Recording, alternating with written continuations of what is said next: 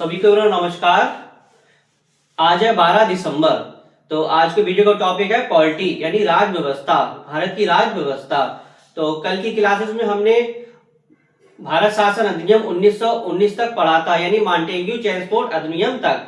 तो आज की क्लासेस में इससे आगे के बारे में हम समझेंगे। तो चलिए स्टार्ट करते हैं। यानी कल हमने पढ़ा था भारत शासन अधिनियम 1919 तक, यानी मॉन्टेग्यू चेम्सफोर्ड अधिनियम तक। इसके बाद आता है साइमन कमीशन। यानी क्वेश्चन कभी कभी पूछ लेता है कि साइमन कमीशन भारत कब आया, यानी क्वेश्चन पूछ लेता है साइमन कमीशन भारत कब आया। तो इसको हम समझेंगे डिटेल में। यानी ब्रिटिश सरकार 8 नवंबर 1927 को एक नए संविधान की स्थिति पता करने के लिए सर जॉन साइमन के नेतृत्व में 7 सदस्यीय वैधानिक आयोग का गठन हुआ। तो ये गठन तो हुआ, लेकिन आया कब? आया ये 3 फरवरी 1928 को। यानी क्वेश्चन पूछ लेता है साइमन कमीशन भारत कब आया, तो कब आया? 3 फरवरी 1928 को। कब आया? 3 फरवरी 1928 को। क्यों आया था? यानी कि भारत में संविधान की स्थिति पता करने के लिए तो आया था साइमन कमीशन। इससे पूना समझौता हम पढ़ते। पूना समझौता क्या था? तो पूना समझौता की डेट थी 24 सितंबर 1932। यानी कि पूना समझौता की डेट भी पूछ लेता है क्वेश्चन में। पूना समझौता की डेट कब थी? तो डेट क्या थी? 24 सितंबर 1932। ये पूना समझौता की डेट थी। अच्छा, ये किस किस के बीच हुआ था? ये डॉक्टर भीमराव अंबेडकर व महात्मा गांधी के बीच हुआ था। और कहां हुआ था? ये यरवदा जेल में हुआ था। कहां हुआ था? यरवदा जेल में। इसके बाद आता है बहुत ही महत्वपूर्ण भारत शासन अधिनियम 1935।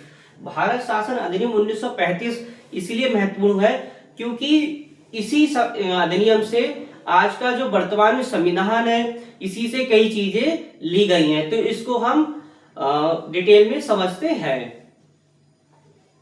तो भारत शासन अधिनियम 1935 में क्या क्या चीजें हुई थी? एक तो भारत शासन अधिनियम 1935 प्रस्तावनाधीन था। यानी कि क्वेश्चन पूछ लेता है कि भारत शासन अधिनियम प्रस्तावनाधीन था या नहीं, तो ये कैसा था? प्रस्तावनाधीन था।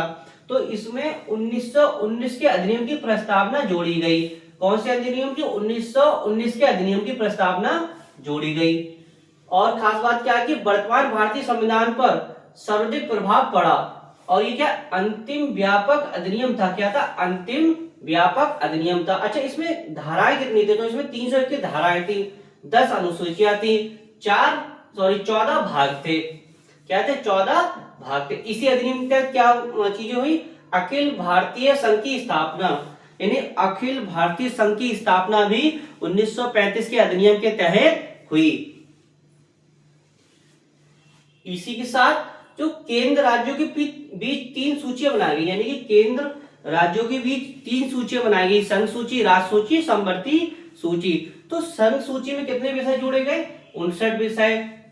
राज्य सूची में कितने विषय जोड़े गए? 54 विषय। और समवर्ती सूची में कितने विषय जोड़े गए? 36 विषय। इन समवर्ती सूची में दोनों लोग कानून बना सकते हैं, यानी दोनों के लिए होगा ये, संघीय भी और राज्य में भी। अच्छा, इसी के साथ केंद्र में द्वैध शासन और प्रांतों में द्वैध सदनीय व्यवस्था लागू हुई। इसी से पूर्व हमने पढ़ा था, यानी कि 1919 के अधिनियम में क्या हुआ था? 1919 के अधिनियम में केंद्र में तो द्वैध शासन हुआ था और प्रांतों में द्वैध शासन। लेकिन 1935 के अधिनियम में क्या हुआ था? इसका अपोजिट हुआ था। क्या हुआ था? इसका अपोजिट। केंद्र में तो क्या हुआ? द्वैध शासन।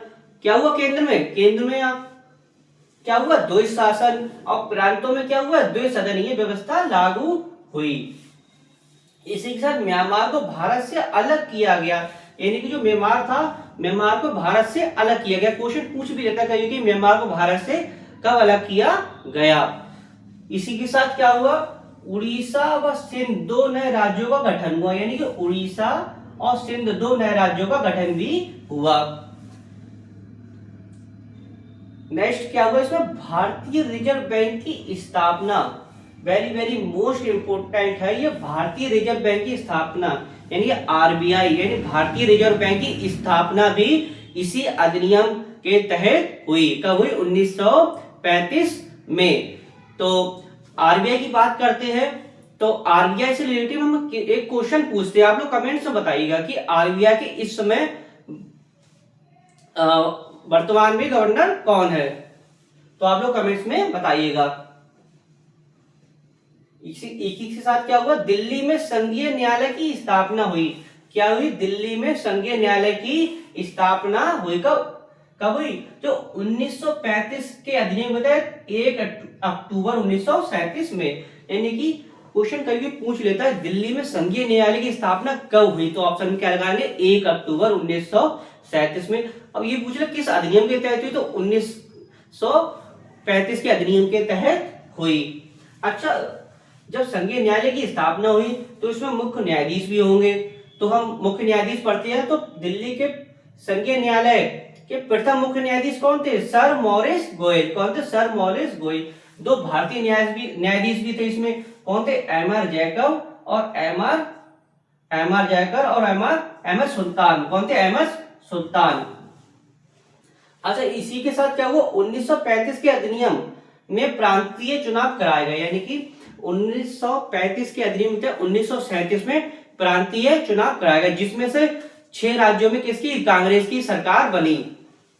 किसकी सरकार बनी? कांग्रेस की सरकार बनी। क्वेश्चन पूछ लेता 6 राज्य कौन कौन से थे, तो एक तो मद्रास था आपका, बिहार था, उड़ीसा था, मध्य प्रांत था, संयुक्त प्रांत यानी कि जो वर्तमान में उत्तर प्रदेश है, मुंबई था।